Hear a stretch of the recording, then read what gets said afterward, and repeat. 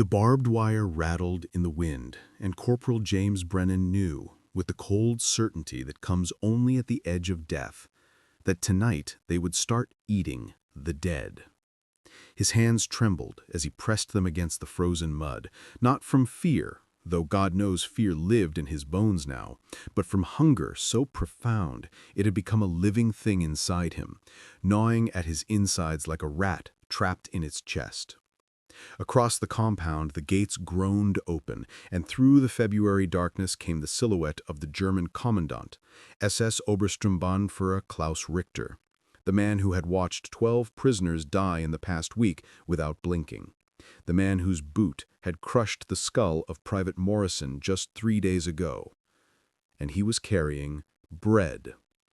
It was February 1945, deep in the mountains of southern Germany, at Stalag IX-C, a prison camp so remote that even the Red Cross had given up trying to reach it. The war was collapsing around them. Everyone could feel it in the frantic energy of the guards, the way ammunition was rationed now even for executions, the distant thunder of Soviet artillery that grew louder each night, like the footsteps of an approaching god. But collapse took time, and time was something the 643 Allied prisoners didn't have. They were dying at a rate of 4 or 5 per day now, their bodies stacked in the corner of the yard like cordwood, too frozen to bury, too numerous to burn. Brennan had been there for 9 months, though it felt like 9 lifetimes. He'd been shot down over Frankfurt, his B-17 torn apart by flak, 3 of his crew dead before they hit the ground, the rest scattered to whatever hells the German prison system had devised. He'd arrived at Stalag IX-C in May, when there was still grass growing between the barracks, when the rations were still enough to keep a man's ribs from showing through his skin like ladder rungs. Now it was winter, and winter in these mountains was an executioner more efficient than any firing squad. The bread in Richter's hands wasn't Red Cross bread, wasn't the sawdust loaves the prisoners had been choking down for months. This was real bread, dark and heavy, the kind that smelled like life itself. He could smell it from 30 feet away, and the scent hit him with such force that his vision blurred, tears streaming down his face before he could stop them. Around him, other prisoners stirred, rising from their positions against the barracks walls like corpses remembering they'd once been men. Richter stood in the center of the compound, and the guards who'd followed him through the gate fanned out with rifles raised, though their hands shook and their eyes darted toward the tree line beyond the fences. Something was wrong. Brennan had been a prisoner long enough to read the subtle language of captivity, and everything about this moment screamed wrongness. The way Richter's jaw was clenched, the way his uniform looked rumpled as if he'd dressed in the dark, the way his eyes wouldn't quite focus on any one prisoner. "Line up," Richter said in German, his voice hoarse. "Now." The prisoners moved with the slow, shuffling gait of the starving, forming ragged lines in the frozen mud. Brennan found himself standing next to Father Michael Delaney, an Irish chaplain who'd been captured at Normandy and somehow maintained his faith through everything this place had thrown at them. The priest's lips moved in silent prayer, his fingers worrying at rosary beads carved from chicken bones. "Do you think this is it?" whispered Private Tommy Chen, a young radio man from California who'd lost 40 pounds since Christmas and now looked like a child wearing his father's uniform. "Do you think they're going to shoot us before the Russians get here?" Brennan didn't answer because he'd been thinking the exact same thing. It made sense in the brutal logic of war. Why leave witnesses? Why let hundreds of Allied prisoners live to testify about the conditions, the beatings, the casual murders that had become as routine as morning roll call? But then Richter did something that made no sense at all. He broke the bread in half, and he began to distribute it, not to the guards, to the prisoners. The compound went silent except for the wind and the distant grumble of artillery. Richter moved down the first line, tearing chunks from the loaf and pressing them into skeletal hands with something that looked almost like reverence.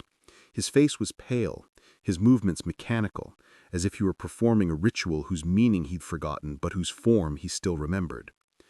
"Eat slowly," Richter said in heavily accented English, the first time Brennan had ever heard him speak anything but German.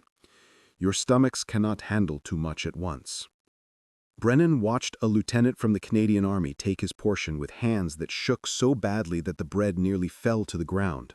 The man brought it to his nose, inhaled deeply, and then began to cry. Great, heaving sobs that came from somewhere deeper than hunger, deeper even than relief. It was the sound of a man remembering what it meant to be human. When Richter reached Brennan's section of the line, their eyes met for the first time. Brennan had spent 9 months avoiding the commandant's gaze, knowing that to be seen was to be vulnerable. To be vulnerable was to die. But now he stared directly into those gray eyes and saw something he'd never expected to see there. Shame. Richter pressed bread into Brennan's hands, real bread, still slightly warm, probably from the commandant's own quarters, and for a moment his grip tightened, as if he wanted to say something. His mouth opened, closed, opened again. "I have a son," Richter said quietly, the words barely audible over the wind. "He would be your age.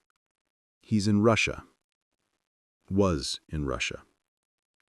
Then he moved on, leaving Brennan standing there with bread in his hands and questions multiplying in his mind like cancer cells. The distribution took an hour. Richter had brought 4 loaves, and he divided them among all 643 prisoners with mathematical precision, ensuring each man received exactly the same amount. When the last piece was distributed, he stood in the center of the compound and removed his officer's cap, a gesture so unexpected, so bizarre that several prisoners gasped. "The war is over," he said in German, then repeated in broken English. "Not officially, but over. The Americans come from the west, the Russians from the east. Maybe 2 days, maybe 1. He looked around at the sea of emaciated faces, and something in his expression crumbled. "I have orders to evacuate the camp, to march you south. The orders say nothing about food, about water, about stopping. You understand what this means." No one spoke. They all understood. A death march. The final solution for prisoners the Reich could neither feed nor hide. "I will not follow these orders," Richter continued, his voice growing steadier now, as if saying the words out loud gave them power. "The gates will remain open. Any man who wishes to leave may leave. Any man who wishes to stay may stay. My guards," he glanced at the guards who surrounded the compound, and Brennan saw that several of them were crying openly now. "They have families. They will leave tonight, go home, try to survive what comes next. I will remain. Someone must be here to surrender the camp properly, to ensure the Red Cross is notified, to take responsibility." Father Michael Delaney stepped forward, his chicken bone rosary clutched in his skeletal fingers. "Why?" he croaked. "Why are you doing this?" Richter's jaw worked silently for a moment. When he spoke again, his voice was barely audible. "I received a letter yesterday. From my wife. She told me our son died outside Stalingrad 2 years ago. The letter took 2 years to reach me. 2 years." He laughed, a sound like breaking glass. "For 2 years I have been following orders, doing my duty, believing that discipline and obedience would somehow protect him, that if I was strong enough, correct enough, it would matter. And all that time he was already dead, frozen in the snow. Probably starved like you are starving, probably scared like you are scared." His hands trembled as he replaced his cap. "I cannot give him back his life, but perhaps I can give you yours." The silence that followed was profound, broken only when Tommy Chen collapsed, his legs finally giving out. Brennan caught him before he hit the ground, feeling nothing but sharp bones through the boy's uniform. But none of them could have prepared for what followed over the next 48 hours. That first night, chaos reigned. Some prisoners fled immediately, disappearing into the forest, despite warnings about landmines and roving SS patrols that answered to higher authorities than Richter. Others, like Brennan, were too weak to move, their bodies so depleted that even the thought of walking more than a few hundred yards seemed impossible. Most stayed paralyzed by the sudden absence of structure, unsure whether this was mercy or a trap. Richter was true to his word. The guards melted away in the darkness, taking their weapons but leaving behind stores of potatoes, a few tins of meat, blankets that had been hoarded in the SS quarters. The commandant moved through the barracks like a ghost, checking on the sick, organizing the few prisoners who still had strength to work details to gather firewood, to boil water, to begin the impossible task of saving men who'd spent months dying. Brennan found himself in charge of Barrack 7, not because anyone appointed him, but because he was the highest-ranking officer who could still stand upright. Father Delaney worked beside him, tending to the worst cases, men with typhus, men with dysentery, men who'd simply given up weeks ago and were now too far gone to notice that salvation had arrived. On the second day, a British flight officer named Patterson died in Brennan's arms, his last words a whispered request to tell his daughter he'd been brave. He hadn't been brave. Good. Ellsworth gestured to his men. Cuff him, and keep him away from the prisoners. If any of them get their hands on him, there won't be enough left for a trial. But Brennan, who'd followed the soldiers to the office, stepped forward before they could drag Richter away. Wait. Corporal, this man, I know what he is, Brennan interrupted, his voice hoarse. I know what he did. I was here for all of it. I watched him beat men to death. I watched him order executions. I watched him stand by while we starved. He paused, and every eye in the room was on him now. But 2 days ago, he opened the gates. He gave us food from his own stores. He sent his guards away and stayed behind to surrender the camp properly. He gave morphine to dying men. Captain, I'm not saying he's innocent. I'm saying it's not simple. Ellsworth's face was stone. War crimes aren't complicated, Corporal. No, Brennan agreed, but people are. Richter was taken away, hands cuffed behind his back, and loaded into one of the jeeps. As the vehicle pulled away, he looked back at the camp one final time, and Brennan saw his lips move, forming words no one would ever hear. The next weeks were a blur of activity. The Red Cross arrived, then the International War Crimes Commission, then reporters and photographers who documented every horror of Stalag IX-C with the cold efficiency of professionals who'd already seen a dozen camps just like this one. The prisoners were evacuated to field hospitals, then to proper medical facilities, then, slowly, carefully, home. Brennan spent 3 months in a hospital in France regaining the 60 pounds he'd lost, learning to sleep without waking up screaming, coming to terms with the fact that he'd survived when so many others hadn't. Father Delaney was in the bed next to him, and they spent long afternoons talking about everything and nothing, avoiding the one subject they both thought about constantly: what would happen to Richter?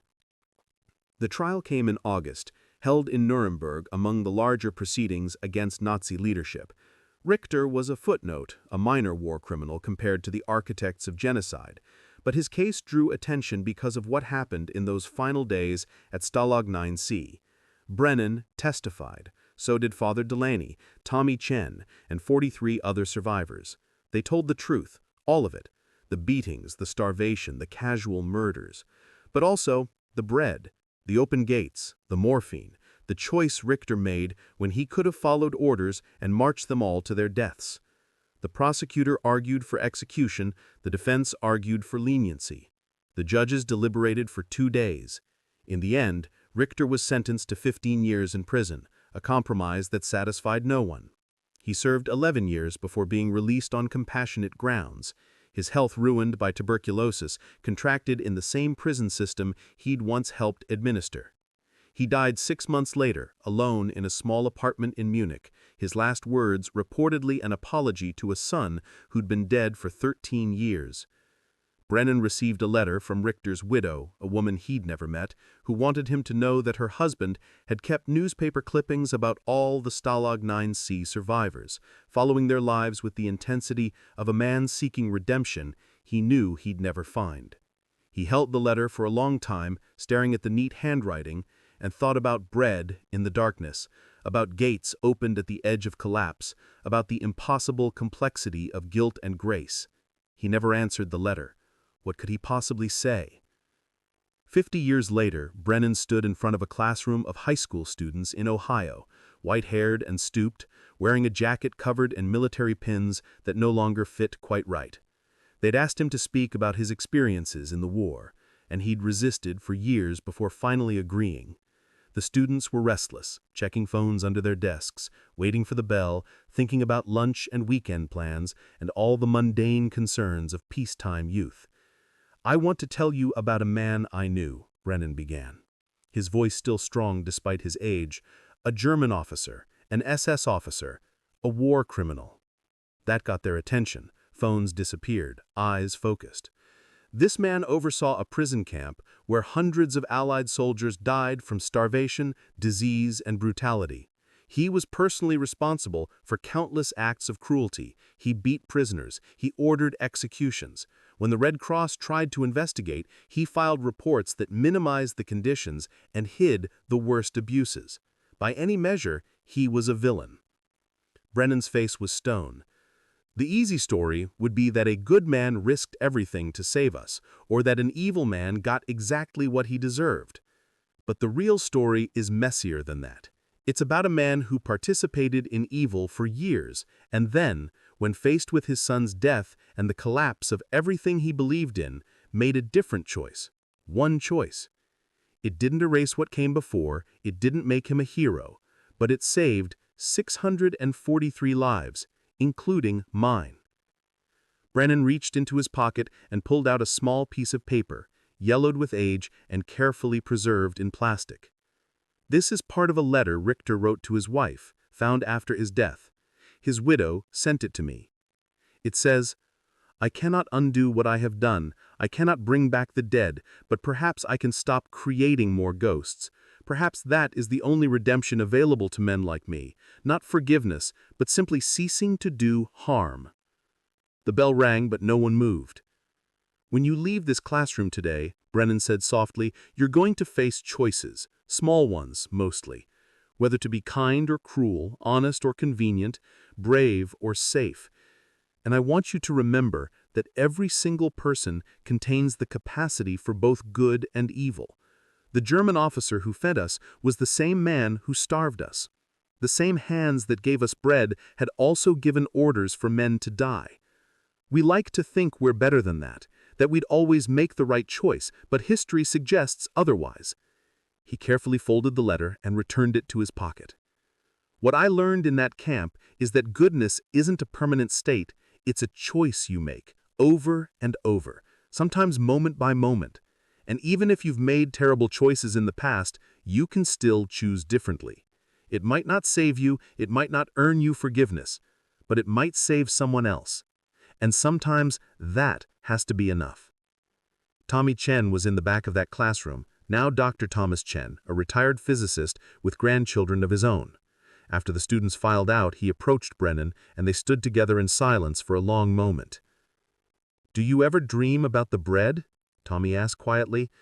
"Every night," I admitted, "even now. I dream about the smell of it, the weight of it, in my hands, and I dream about his face when he gave it to me." "What do you think he was thinking in that moment?" Brennan considered the question. "I think he was thinking about his son, about the bread some Russian prisoner might have given him or might not have given him, about choices and consequences and the weight of all the moments we can't take back." Father Delaney had died 5 years earlier, but before he passed, he'd told Brennan something that echoed in his mind now. "Grace," the old priest had whispered, his voice weak but certain, "is not about deserving. It's about being human enough to recognize suffering and respond to it, even when, especially when, it's inconvenient, dangerous, or too late to matter." Richter's grace didn't erase his sins, but it proved he was still capable of seeing us as human beings. In that place, at that time, it was the only miracle available. Brennan walked out of the school into bright Ohio sunshine, his shadow stretching long across the parking lot. He was 93 years old now, and he knew he didn't have many more years to carry this story. His children knew some of it, his grandchildren knew even less. Soon there would be no one left who remembered the weight of real hunger, the sound of gates opening in the darkness, the impossible complexity of a man who was both monster and savior. He climbed into his car, and his hands, still bearing the scars of barbed wire and frostbite from that long-ago winter, steady on the wheel. Somewhere in Germany, in a cemetery he'd never visited, Klaus Richter lay beneath a headstone that bore no rank, no title, just his name and dates. No one put flowers on that grave, no one mourned him publicly. History had rendered its verdict and moved on. But, on February nights, when the wind rattled through bare trees and the world felt cold and hungry, Brennan still thought about him, still wondered, still carried the weight of bread given by hands that had also dealt death, of gates opened at the edge of an abyss, of the strange and terrible mercy that exists in the space between damnation and redemption. He started the car and drove home through streets where everyone had forgotten that once, not so long ago, the world was on fire, and the only thing that saved some men was another man's choice to stop following orders and start following his conscience, even when it was far, far too late to matter to everyone. But not too late to matter to anyone. And that, Brennan had learned, was sometimes the only grace available in a fallen world, the small, insufficient, desperately human act of trying to be better in the last moment than you were in all the moments before. It wouldn't save your soul, but it might save someone else's life. And 643 times it had.